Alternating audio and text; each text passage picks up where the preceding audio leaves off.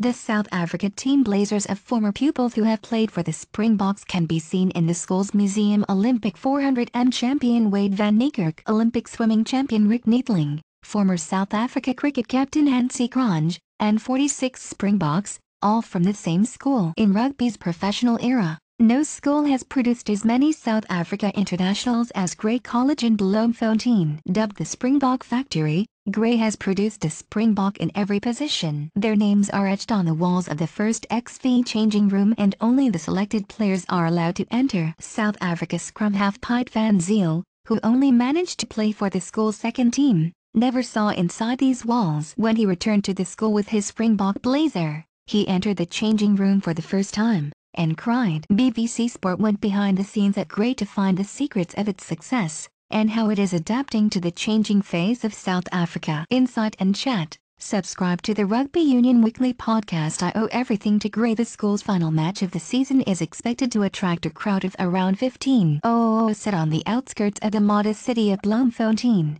In the expanses of the Free State on the Highveld, Grey may lack the pomp and ceremony of its British equivalents, but not the history. Reminders of its famous alumni can be found in every corner of the school, from the memorabilia in the hall to the memorial wall, where Cronje's ashes are scattered following his sudden death at the age of 32. The biggest inter-school games, such as the upcoming showdown with Paul Roos in Stellenbosch, will attract up to 15,000 supporters. International superstars wander into the school on a whim, with South Africa Sevens captain Philip Snyman, a proud Grey old boy, popping in after captaining the Blitzbog to back-to-back World Series titles. He greets the current first-team coach, Wessel du Plessis, with the Grey College handshake. Everything I know about rugby and about being a human being was because of this school.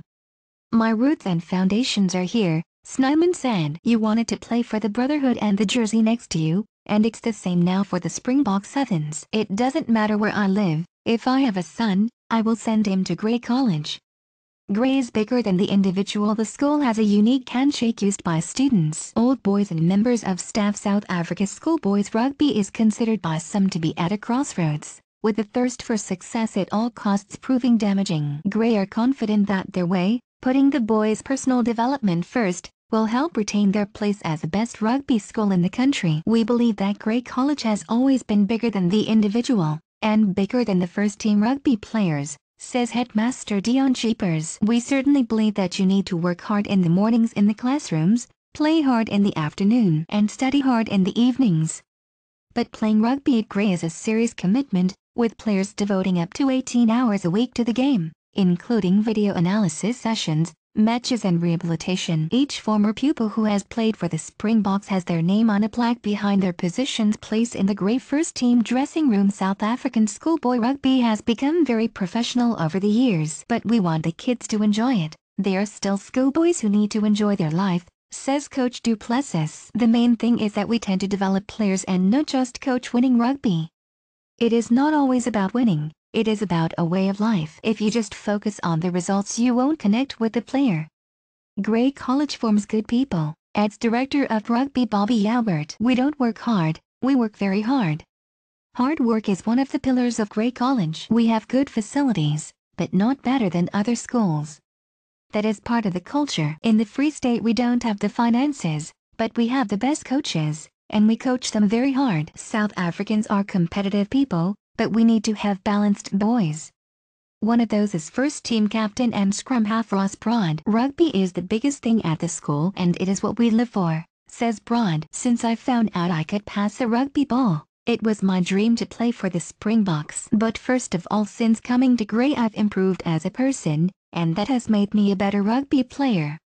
Transformation has to start at school. First-team head coach Wessel du Plessis, left, centre Wycliffe Latour, middle, and Director of Rugby Bobby Albert, right. The fact that 46 Albanian legs Grey College Springboks are white cannot be ignored. The Free State is a traditionally Afrikaans stronghold, compared to more diverse areas such as Natal and Eastern Province. But the school insists change is happening, especially in light of the transformation movement in South Africa. There are 2 black players in the first team, a strikingly low number. But Headmaster Cheapers points to the lower age groups coming through. With the split between white and players of color, the South African term for black or mixed race, is around 50/50. Under governmental targets, 50% of teams at all levels of South African rugby should be black or mixed race by 2019.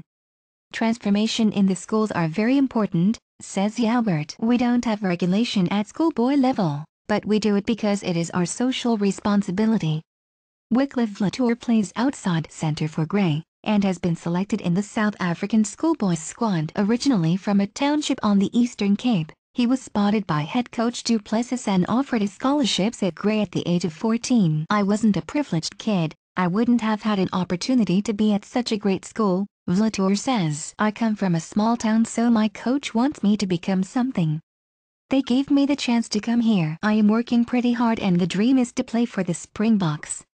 Sia Kolisi, the first black captain of the Springboks, was educated at Grey's sister school in Port Elizabeth, and his influence is being felt already. It's great to see the players of color moving forward. All the guys look up to Sia and its history, and, Latour adds, I want to be somebody that can make it better for others, and give them a brighter future. There is room for us. You have to set an example by being humble, helpful and professional. The ashes for Hansie Cronje, the former South Africa cricket captain, are located at the school.